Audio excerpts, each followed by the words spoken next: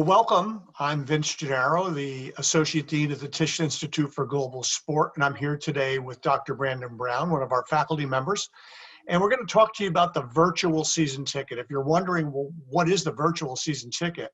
Given the level of technology that we have today, including the introduction of 5G, we're finding new ways to transmit what happens on the playing field, on the court, on the ice, to fans. And essentially the virtual season ticket, think of it as a VR headset that you're sitting thousands of miles away from the arena, but you feel like you're sitting behind the bench of a basketball game, behind the Lakers bench and watching LeBron, even though you might be in Detroit or Philadelphia or Orlando, Florida. So that's really the essence of what the virtual season ticket is. It's something that's just emerging.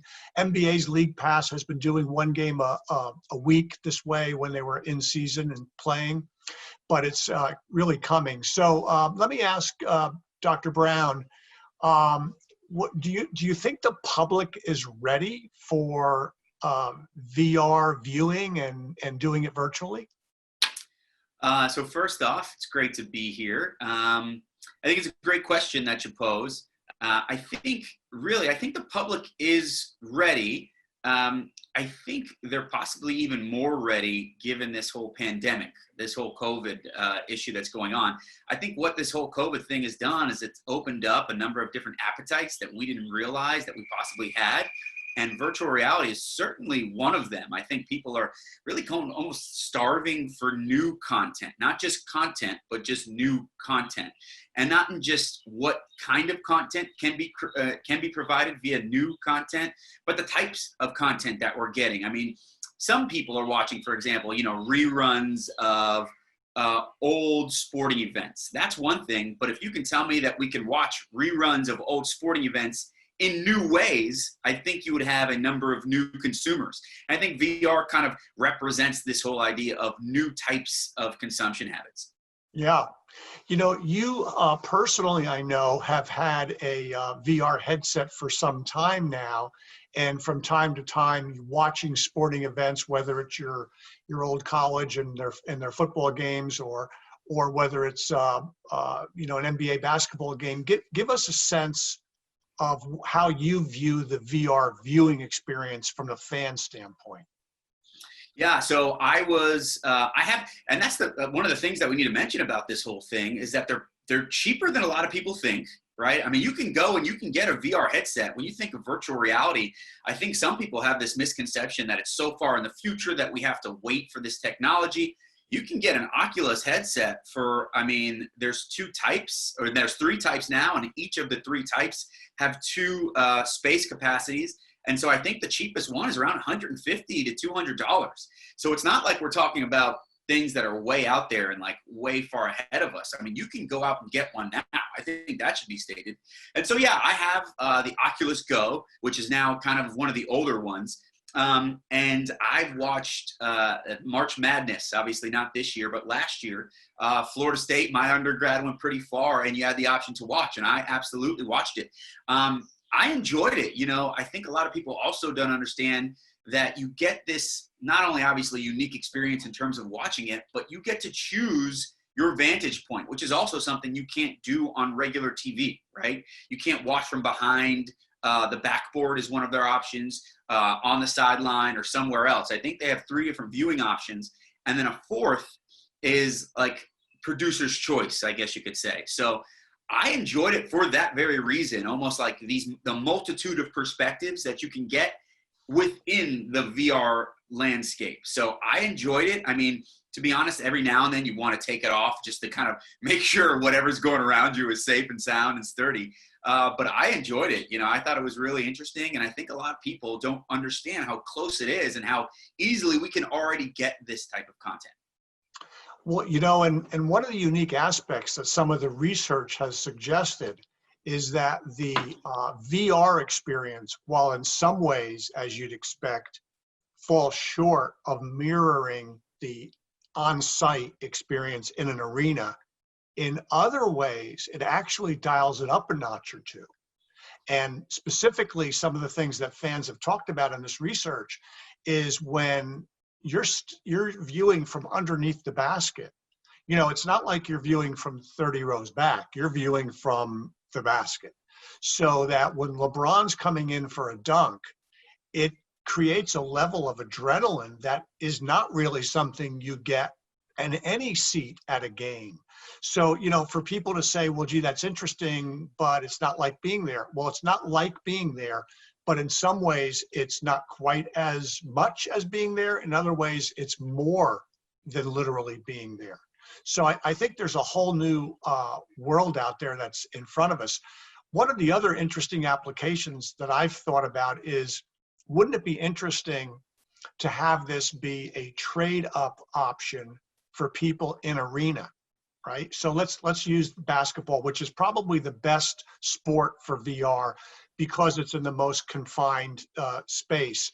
So if someone, you know, you've got your Spike Lee seats down on the floor, or your people sitting right behind the bench, but you've also got people sitting in the second deck, in the corners.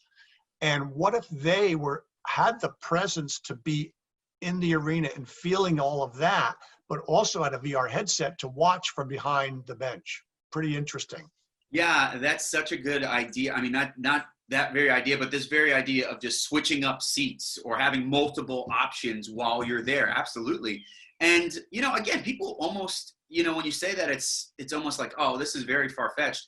I don't think that's very far-fetched, right? And, you know, it almost reminds me of somebody at the ball game with their binoculars going on, right? I mean, if VR is there, which it is, it wouldn't take much to just put on a VR headset and then maybe even see the replay, right? Maybe you're not even watching it live. Maybe you're just, let me check out the replay and I'm checking it out in virtual content. I think it's a really good point. And, you know, you might start to see these dual models. I think one of the things that you brought up was the new world of what it provides. And you talked about this whole adrenaline issue or aspect of it. You know, it's also, you get just different vantage points, which obviously you can receive on site, but I think it also lends to the consumer a sense of almost like behind the scenes content. I know that when I gave one of my friends the viewing experience and we watched a basketball game, he was fascinated by something that wasn't even said by the announcers. And it was, one guy missed a free throw and LeBron like pointed to the coach and said like, hey, we need to get this guy off. And the coach listened to him and pulled the guy off the court. And it wasn't that big. And if you were watching on regular TV, you might not even have noticed. And maybe even if you were on site, you might not have noticed. But it was that virtual content that he was right there next to LeBron. And he was so fascinated about LeBron's interaction with the coach and seeing how the coach listened to LeBron, right? It was just kind of next level viewership, where that's the type of new content that new age consumers want. They want almost kind of behind the scenes type of stuff, right? Especially with the Instagram and social media movement that we're in right now.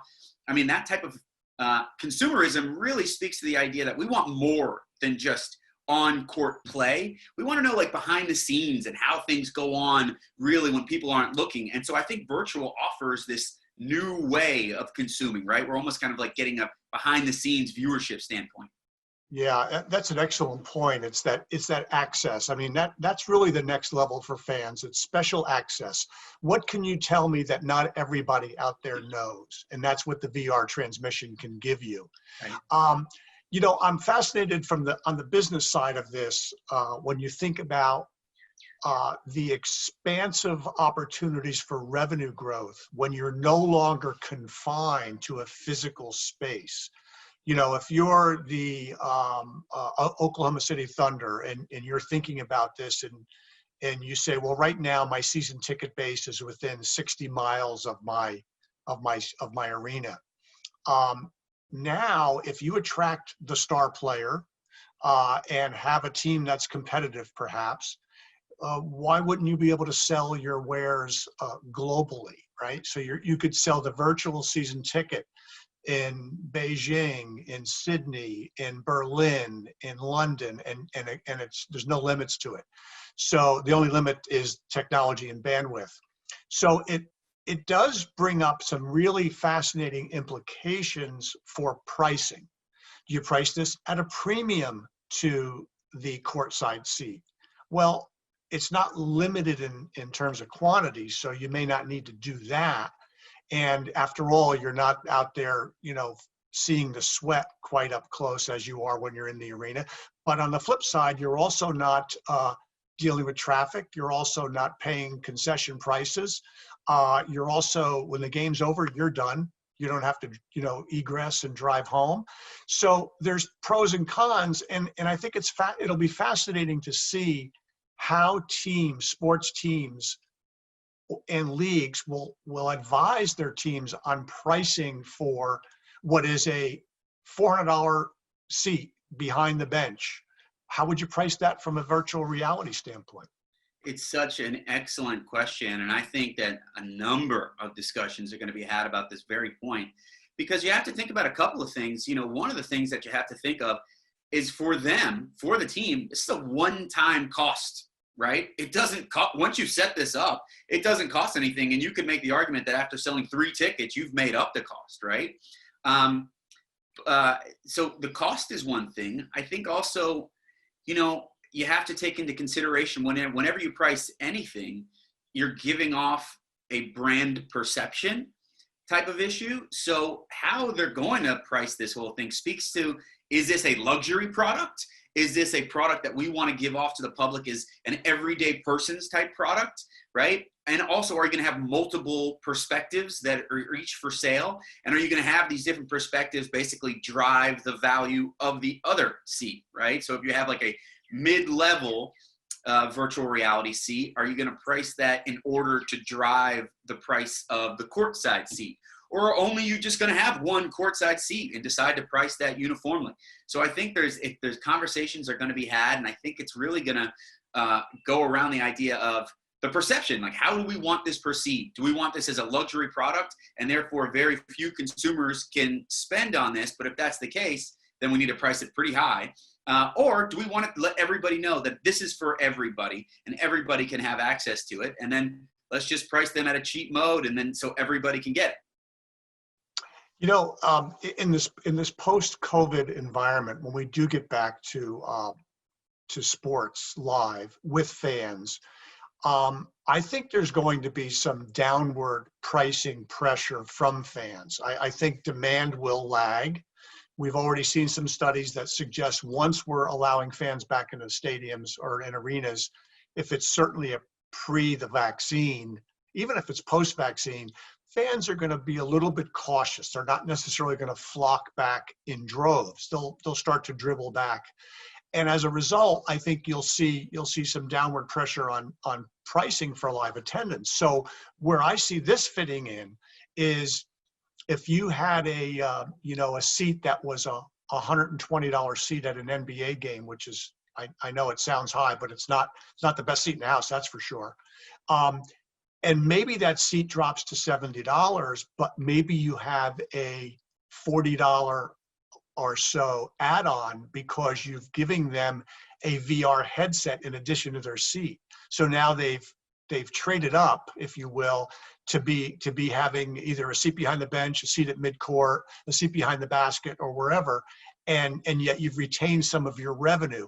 And by the way, the beauty of this is the prices of sports events are high enough that you could throw the headset in and have it be absorbed, particularly on a season ticket basis, right? Like you said, at those prices. I was just going to say the same exact thing. I was going to bring up that exact point, that you might as well throw in the headset, right? I mean, if the headset is $150 to $200, right? And I'm sure that whatever league or team can get it at a cheaper price, then yeah, absolutely. You might as well come and say, hey, have the whole season, or maybe half the season, because that's what we're offering in virtual content, for $300 or like $250.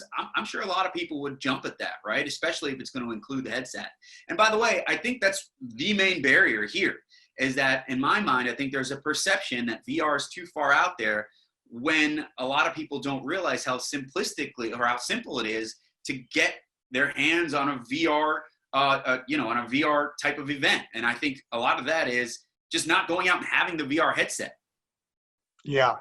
And, I think we're in a situation where this could really be the tonic that the sports industry needs to return from COVID. I believe in so many ways that what the virus has done is it's created an inflection point and such an impetus for innovation. This was coming anyway. In fact, it's here in bits and pieces. But I think everything will be, all these technological innovations will be accelerated because of the virus, out of necessity, really, for sports organizations to continue to find unique ways to deliver value to fans without putting them in what is perceived to be a risk situation. So let me just, as we wrap up here, let me give you the final word. No, I think one of the final words that needs to be said about this entire concept of VR, and just, I think there's a fear from some people that if we offer VR, then people are going to get so comfortable in staying at home that they're not going to have any incentive to eventually go and visit in person. But one of the stats that I like to tout all the time is something that NextVR told us. You know, we have a nice partnership with NextVR. And they said such an interesting stat that I love to say. It was something like 1% of all NBA fans, if we're including however we're going to claim or define fans of the NBA, they tell us that 1% of NBA fans actually attend a game, which means that 99% of their fans are already consuming the NBA via another medium rather than live, in-person, on-site content. So if you already understand this whole idea that 99% of your fans are watching things outside of the on-site presentation, then absolutely, I think VR makes that much more sense. Yeah, I couldn't agree more. That's terrific. Well, great to be with you today. Thanks so much for this discussion, and hopefully those who are watching this got a good sense of what's out there now and what's on the horizon for professional and collegiate sports. Thanks so much for having me, Vince, and looking forward to many more Chalk Talks. You bet.